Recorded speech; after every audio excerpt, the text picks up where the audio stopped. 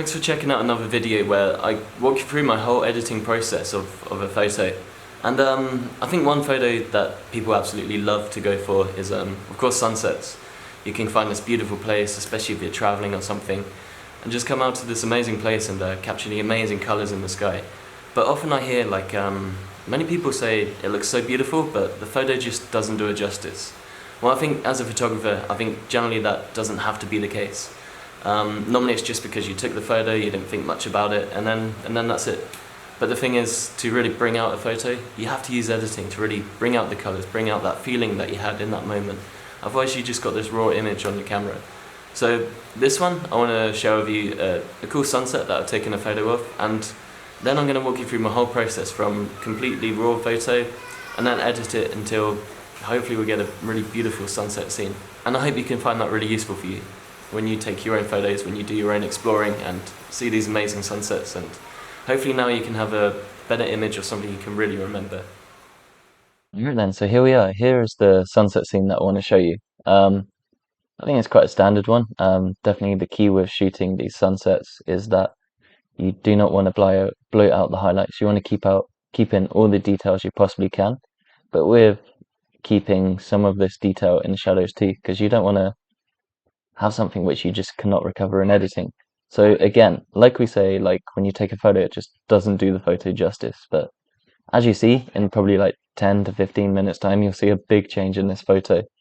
And you can really change it. So the key with shooting it is to, I guess, keep it in the middle as you can. Just really make sure you're not clipping. That's probably the main thing, because if you go too bright, then you've lost all those details.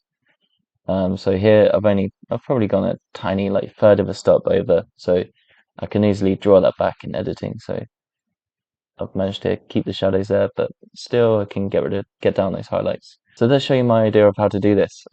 Firstly, I think we keep the exposure as it is because it's hard to see what's going on right now. But first, the first thing you want to do is drop those highlights, and instantly you can already see the detail. And then we can bring back the detail in the shadows, and already we've changed the image dramatically from before to after. So there's a lot we can do already. Instantly, I can see that a bit of contrast will help bring the details, the differences, and the little tones and everything all in the foreground and towards the back, and also in the clouds. So adding contrast also adds saturation, which is useful to know, as you can see here. So adding a bit of that is also going to help make a sunset pop. But definitely with contrast, you've got to be careful with. You don't want to overdo that. So again, with whites, that helps to take away the edge of the brighter sort of parts of the picture.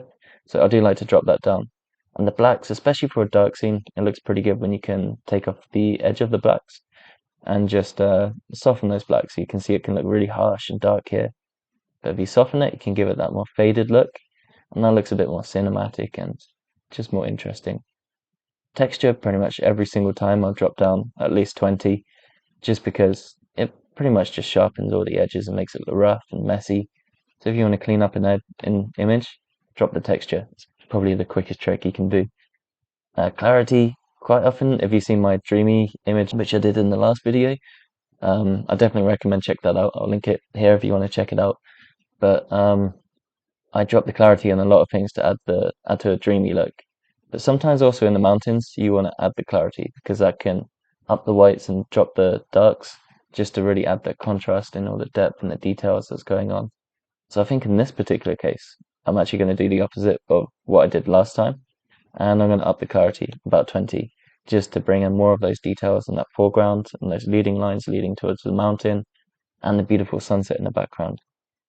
Dehaze now is really good for sunsets because it adds contrast and adds depth and deepness to the colors.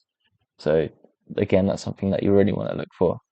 Vibrance saturation. A lot of people, when you see sunsets, a lot of people just boost the saturation and think that's it. But then you can get these sickly, ugly. I mean, look at that. Look at those oranges and those greens and those blues, those greens that shouldn't be there on the mountains. It's pretty disgusting. So you pretty much want to. I'd probably keep them the same. If anything, I probably won't do anything to the vibrant saturation and use more contrast and curves and changing of the colors to get more of a natural look. So normally I'll leave those to the absolute last minute if I decide that I want to. S-curve is pretty much standard. It helps to boost the kind of like the right kind of area of the brights and the darks. And also you can get your fade in the blacks and the whites, so just give you a bit more of a stylized look, a bit more contrast and depth to the scene. So already you can see how we've already managed to change the scene already. Just in what, 2-3 minutes of editing and me talking way too much. Okay, reds. We can see that are quite a lot in there, and I actually like the reds. I like how it's touching and adding that different touch into the bottom of the clouds. So I think we're going to accentuate that. Now the orange, we can see it's touching just where the mountains are on top. And I think I like the orangey look. I think it kind of just looks more subtle and less kind of sickly than the more towards the greeny yellows. So I'm going to have that in there. And also, if you think about contrast colors, green is perfectly contrasted more with red. So if you go towards the reddy colors, you're going to be more on the complementary side to the oranges. So yeah, what you're looking for is the contrasting colors, which help separate the foreground from the background, hence giving it more depth. Okay, so now to blues. We can see that's on the blues and aquas. Not so many aquas, but definitely the blues is going to be a lot. You can see that's in the clouds and in the mountains. Normally, as a rule of thumb, I don't like the purple side. I prefer it slightly more to the green, so I'll drop down like maybe 5. And the purples, don't tend to like purples, but here it's kind of the reddy colors is adding to the reds in that sky. So just looking out for all the areas that kind of add to a photo and taking away from what doesn't add, what makes it worse. The reds again are here, so I think you've got to be careful because you can definitely oversaturate. Look at the edges, make sure it's looking okay. And I think just boosting slightly just helps draw that attention to the sunset. Oranges, again, you can very much go overboard with the sunsets. Normally, like the subtler kind of colors look a lot nicer and calmer than if you really burst out and go boom. I think it's nicer, almost you can get away with just desaturating like the main area of the color of the sunset, just so you don't go overboard. And the yellows, probably the same, just keep it the same.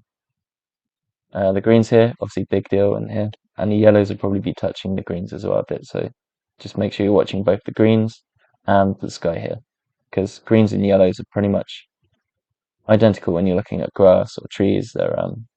They both operate in kind of a working manner together on creating the right green color. So make sure you're keeping an eye on both of them. Anyway, if anything, sometimes I like to desaturate the greens just because sometimes greens can be overbearing. Touched on this before.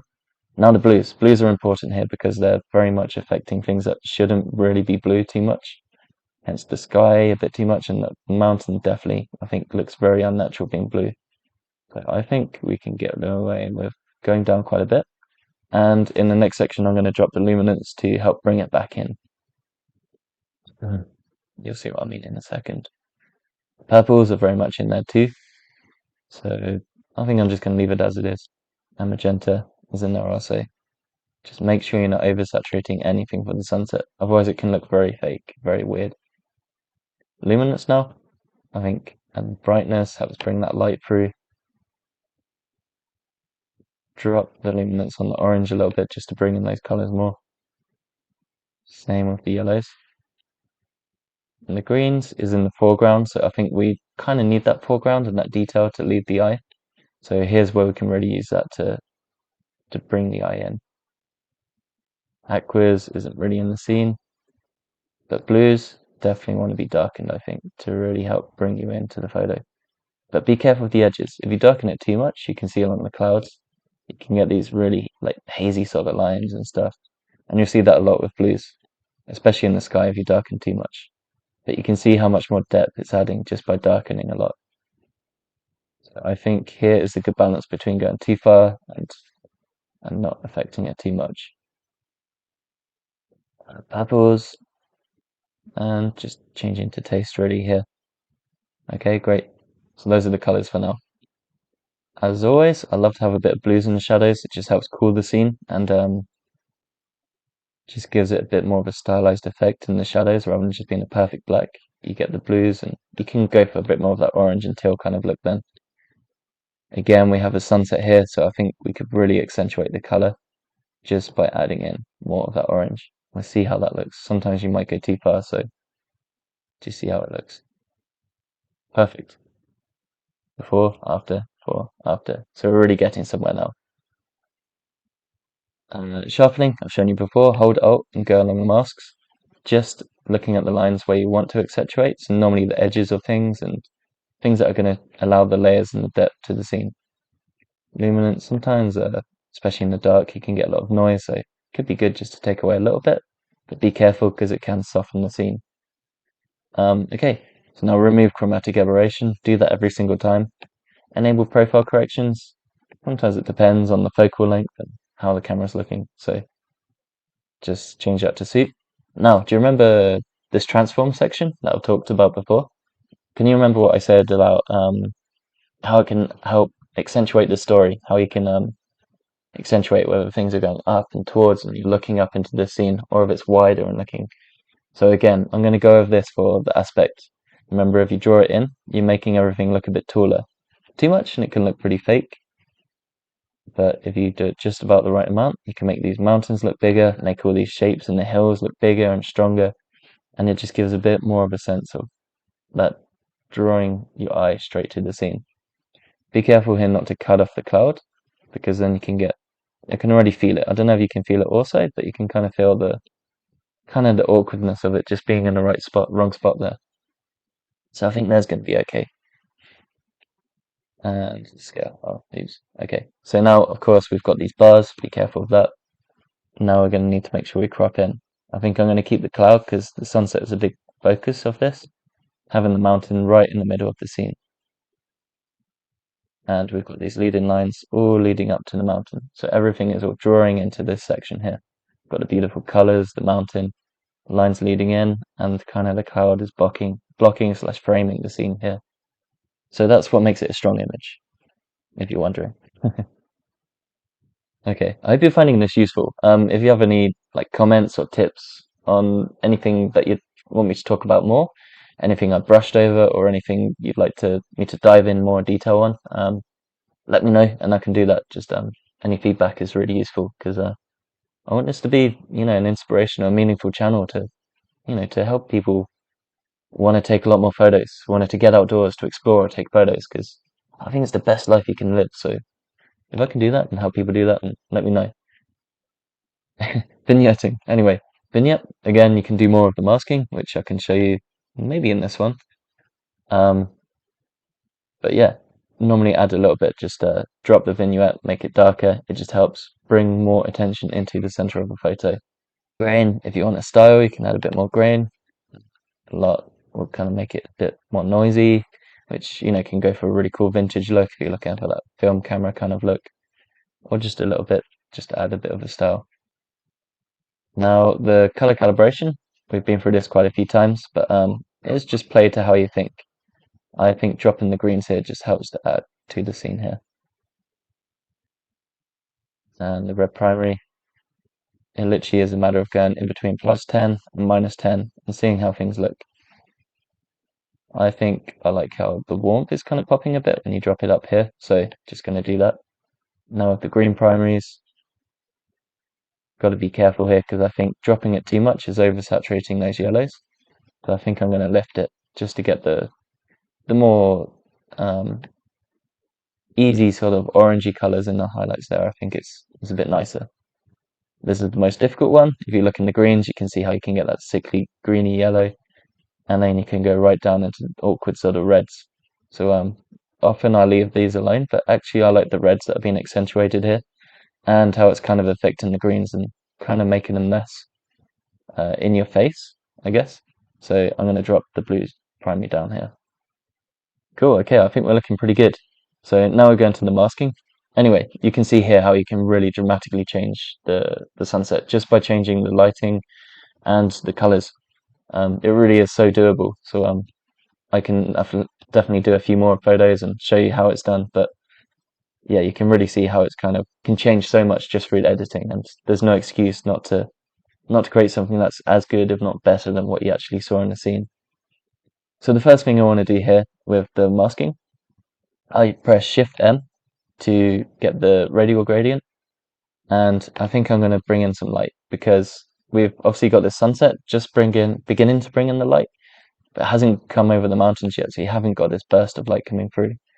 So I think it's useful if we just add a little bit in there, just to kind of add to the scene.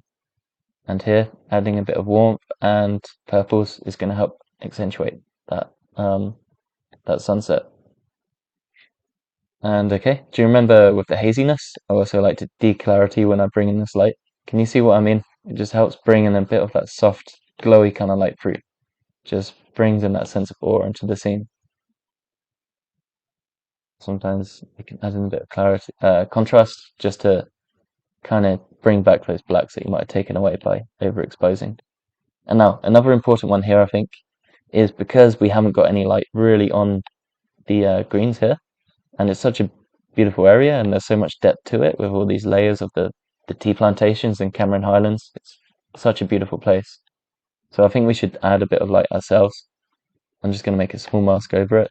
I'm not going to worry about any declarity or anything, but just make it small, um, and really bring it over there, just so the light is coming in, so you can really tell more of a story.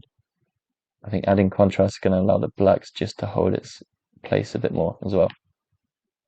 There we go. So now we have more of a direction of light. You can tell more of a story of where this sun's coming up, and you can picture yourself being there a bit more with the light coming up, and you can imagine just sitting there and enjoying the view as it's coming through. Okay, too much, but I think we should declarity just a little bit more, just to add to that glow. I hope you see what I mean. Let me know if you disagree. Maybe you think it looks better.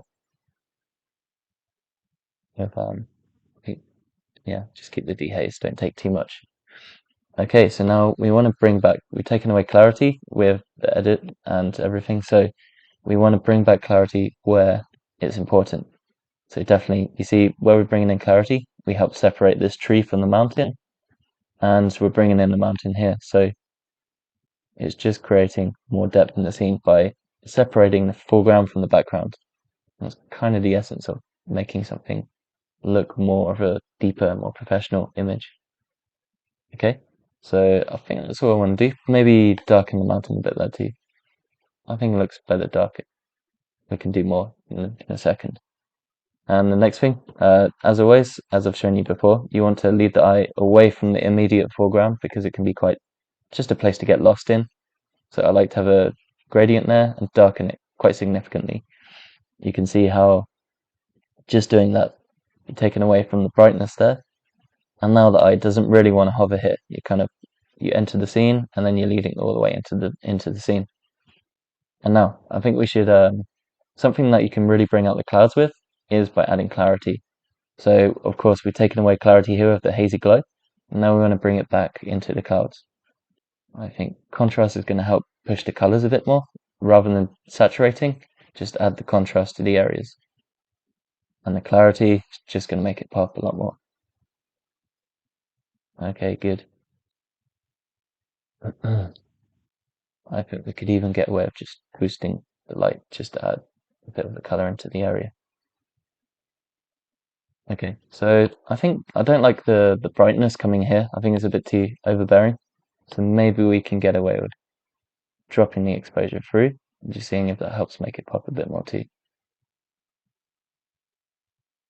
Or maybe the idea is just to drop the highlights more or the whites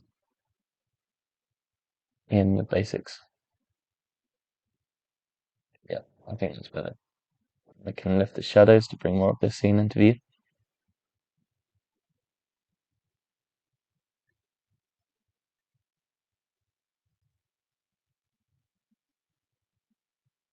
Okay. Sometimes it's just playing around with things like this.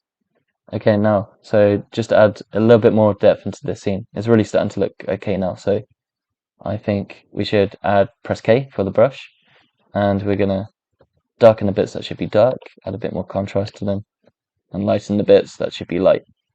So drop by 2, add a bit of a contrast, and I will add some clarity, normally about 20 or something, and I'll go over the areas where you really want to draw the attention to being nice and dark. So over this mountain here, which is quite important, the edges of this one here, And of course, in these shadows here, just play along these lines and just accentuate what there already is. You're not trying to add anything or create like a fake scene or something. Just add to what's already there and just create the scene. I think we can even add a little bit into these clouds, into the edges of the into the edges of the clouds just to help it pop a little bit more. Okay, and now we want to add some brightness. Again, we're just doing this just so we separate the scene, separate the lights from the darks and the warm colors from the cool colors. The cool colors and then the warm colors in the back. So it's just adding more depth and clarity, of course, in these brushes. Make it really big, brush it through.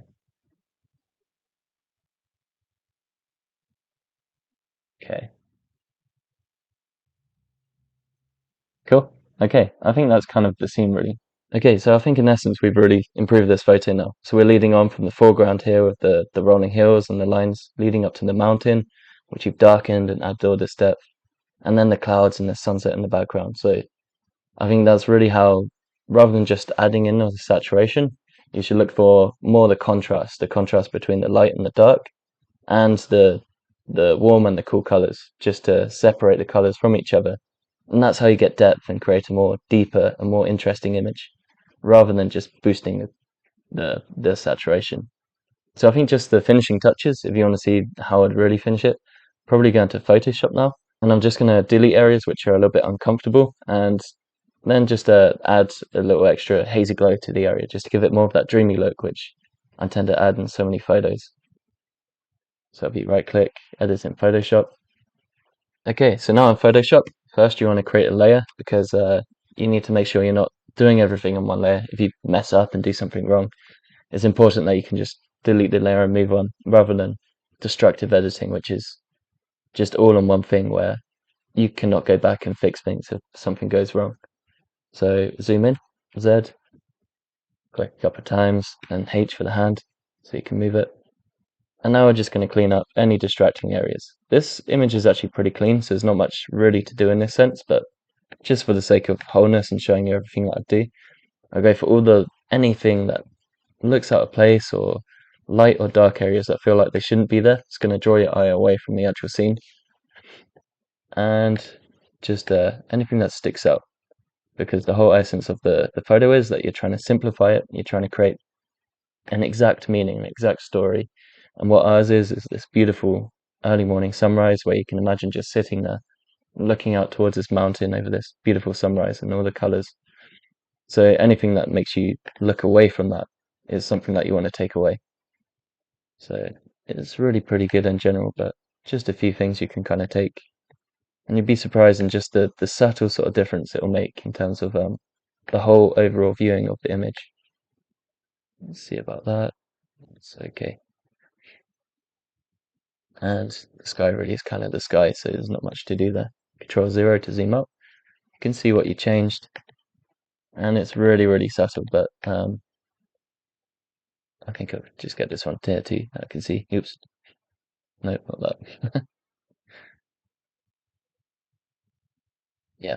So there you go. It's really subtle, but it just really helps to just draw the eye more to the photo. Now, the last thing, Control J again to get the next layer. Filter, Gaussian blur. Probably drop it down to, this time you don't want to take away too much. So I'll probably go to like 10 or 12. And just like the last one, we'll use the layer mask.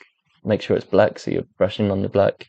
And B for the brush. And now you're going to brush over all the areas that you want to keep sharp, just so it pops out from that glowy kind of look. So this will be the edges of the trees, the mountains, just so it pops out. And of course, the main highlight points of the clouds, all the colorful areas, just so it really pops out from the hazy sort of areas, the edges of these hills too. And it'll just help it stick out from the haziness of the mountains, of the scene in general. And so there it is. I think that's pretty okay. So press Control S for save back into Lightroom, and we can see the difference we've made. Reset this one. So you can see already how it was taking a raw photo is so difficult. On the phones, it's different because it will automatically do this, which isn't a good thing because it automatically switches it into a JPEG, which changes these darks and highlights already into an image, which you can't really change yourself. So quite often you can get these unnatural colors, and it won't be such um, a kind of natural looking photo, really. So what you want is this raw, deep photo where you're not going too far into the blacks or too far into the highlights, so you can come back and fix it in post, which is editing. So here's the photo before and after. You can see we've lifted the shadows, dropped the highlights a lot. Just by dropping the highlights and the whites, we've really brought in back in those colors. And we've added a lot of contrast with the curves and with the contrast sliders and the differences in adding to the greens, adding to the warmth, just so you're separating that bright, the warm and cool colors. And of course, the darks, where we add in more darks into the mountains against the whites in the sky. So everything's got its place now, and it's leading in from the foreground into the background, and you have a deeper image. So yeah, that's the essence of creating a better photo, especially for a sunset. Just don't boost the saturation because there's so much more you can do. More so, you're going to get a more impressive sunset by changing around with the contrast, um, and changing the colors to the way it suits you. So I hope you found this really useful. Let me know if there's anything else you'd love to learn more about editing. I've definitely got a lot of photo videos in mind and a lot of photos to share with you. So I hope you find it useful over the time, and let me know if there's anything I can do to share. Thank you for watching, and yeah, keep shooting. I look forward to seeing what you create by learning from this.